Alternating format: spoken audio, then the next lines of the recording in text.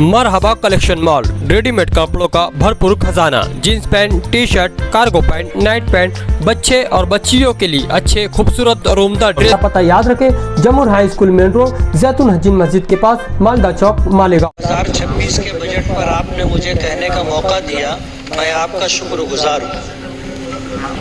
सदर मोहतरम, मैं महाराष्ट्र के नायब वजीर आला और वजीर मालियात अजीत दादा पवार के बजट का इस्तकबाल करता हूँ, जिसमें बेघर लोगों को घर, बेरोजगारों को रोजगार, बीमारों के लिए इलाज व मुआवजे की सहूलत, बच्चों के लिए बेहतरीन तालीम का इंतज़ाम, शेतकरी लोगों के लिए सोलार सिस्टम, लाडली बहनों के लिए 1500 रुपये हर महीना।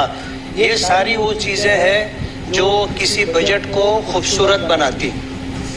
किसी शायर ने कहा है, कदम कदम पे उजाले उतर के आएंगे, तेरे नसीब में तारे उतर के आएंगे। घर से निकल बेसहारों का सहारा बनकर, तेरी मदद को फरिश्ते उतर के आएंगे। सदर मोहतरम, मैं टेक्सटाइल सिटी मालेगांव से चुनकर आया हूँ। देश भर में 40 लाख से जायद पावरलूम चलते हैं, जिनमें से सादा पावरलूम की तादाद 36 लाख है, जिसमें 18 लाख सादा पावरलूम महाराष्ट्र में चलते हैं। सदर मोहतरम, खेती के बाद देश भर में सबसे ज्यादा रोजगार देने वाली सनत पावरलूम है। मेरी अजीत दादा पवार साहब से गुजारिश है कि पावरलूम सनत के लिए बिजली जरूरी है और महाराष्ट्र में बिजली का रेट दूसरी रियासतों के मुकाबले में ज्यादा है। महाराष्ट्र में बिजली का रेट कम होना चाहिए। दादा ने बजट में बिजली रेट में कमी का आश्वासन दिया है, मैं इस पर दादा का शुक्रगुजार हूँ। मेरी गुजारिश है कि आपके इस आश्वासन पर जरूर अमल होना चाहिए। पिछले टर्म में टेक्सटाइल मिनिस्टर चंद्रकांत दादा पाटिल साहब ने 75 पैसे और 1 रुपया मजीद सब्सिडी का फैसला किया था। मेरी गुजारिश है कि ये सब्सिडी जारी रहना चाहिए। सदर मोहतरम, बिजली में रेट कम होने के साथ साथ मालेगांव शहर में टेक्सटाइल पार्क बनना चाहिए। मालेगांव में सादा पावरलूम की तादाद लगभग 4 लाख है। एक पावरलूम के जरिए 2.5 लोगों को रोजगार मिलता है।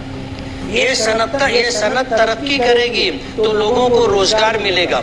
सदर मोहतरम, मालेगांव में पावरलूम की एक बड़ी तादाद होने के बावजूद मालेगांव में जिनिंग फैक्ट्री और स्पिनिंग मिल नहीं है। एक स्पिनिंग मिल थी, वो भी बंद है। महाराष्ट्र में कपास की पैदावार होती है, लेकिन ये कपास यार्न की तैयारी के लिए तमिलनाडु जाती है और यार्न बनने के बाद तमिलनाडु से ये यार्न वापस महाराष्ट्र आता है। महाराष्ट्र में कपड़ा तैयार होता है और फिर ये कपड़ा फिनिशिंग के लिए गुजरात और राजस्थान जाता है, फिर ये कपड़ा वापस महाराष्ट्र में आता है। इस तरह ये कपड़ा जिसकी लागत 50 रुपया होनी चाहिए थी, तमिलनाडु और गुजरात राजस्थान जाने की वजह से ये कपड़ा 150 से 200 रुपये में मिलता है। मेरी सरकार से गुजारिश है कि महाराष्ट्र में जिनिंग और स्पिनिंग मिल बनना चाहिए, ताकि ट्रांसपोर्टिंग और फिनिशिंग पर जो अखराजात बढ़ते हैं वो कम हो और इससे जो नफा होता है वो महाराष्ट्र और महाराष्ट्र के लोगों को मिले। अध्यक्ष महोदय, मालेगांव में 67% लोग झोपड़पट्टियों में रहते हैं, जिनको मूलभूत सुविधा भी हासिल नहीं है। मेरी दादा से गुजारिश है कि मालेगांव को एक अच्छा बजट दिया जाए ताकि लोगों की तकलीफ खत्म हो। इसी किरीट सोमैया साहब मालेगांव आए थे, करोड़ रुपया विधानसभा इलेक्शन से पहले मालेगांव लोगों के अकाउंट में आया था।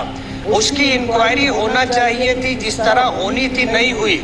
लेकिन किरीट सोमैया जब मालेगांव आए और मालेगांव झुग्गी झोपड़पट्टियों में रहने वालों को देखा तो उनको ये गुमान हुआ कि ये बांग्लादेशी या रोहिंग्याई हो सकते हैं, जिनके पास रोड नहीं है, गटर नहीं है, पीने का पानी नहीं है, लाइट नहीं है, हेल्थ का कोई इंतजाम नहीं है। उन्होंने हमारे महाराष्ट्र के चीफ मिनिस्टर साहब से ये गुहार लगाई कि इसकी इंक्वायरी होना चाहिए।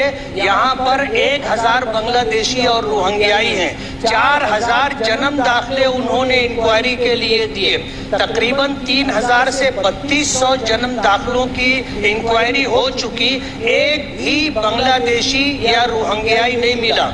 लेकिन जन्म दाखिले को लेकर के जो कार्रवाई हो रही थी, इंक्वायरी हो रही थी, उसमें डेट ऑफ बर्थ में कोई फर्क हो गया, नाम में स्पेलिंग का कोई फर्क हो गया, या एड्रेस चेंज कराने की कोई कोशिश हुई, इसको ले करके उनके ऊपर जो कलम लगाई गई है वो 318(4), 336, 340(2), 338 और 120 भी जैसी कलम लगाई गई है और FIR रजिस्टर करके उनको जेलों में डाल दिया गया।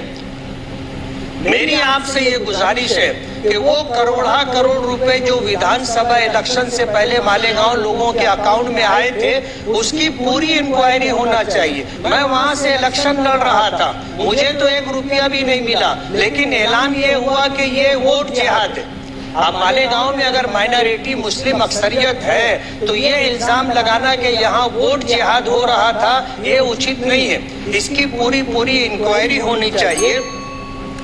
आखिरी एक, अध्यक्ष महोदय, मालेगांव में टेक्सटाइल पार्क होना चाहिए, मालेगांव में एक इंजीनियरिंग कॉलेज और एक माइनॉरिटी मेडिकल कॉलेज होना चाहिए। मेरी दादा से गुजारिश है कि इस तरफ थोड़ी सी तवज्जो देंगे तो मालेगांव जो बहुत सारी सहूलतों से महरूम है, वो सारी सहूलतें अगर मिल जाएंगी तो मालेगांव का विकास होगा। मालेगांव एक टेक्सटाइल सिटी है और लोगों को रोजगार का एक जरिया है। मेरी आपके माध्यम से मिनिस्टर अजीत दादा पवार साहब से गुजारिश है कि मेरी ये कुछ गुजारिशात थी, इस पर तवज्जो दे और मेरा मालेगांव का ये मसला हल हो। किसी ने कहा है कि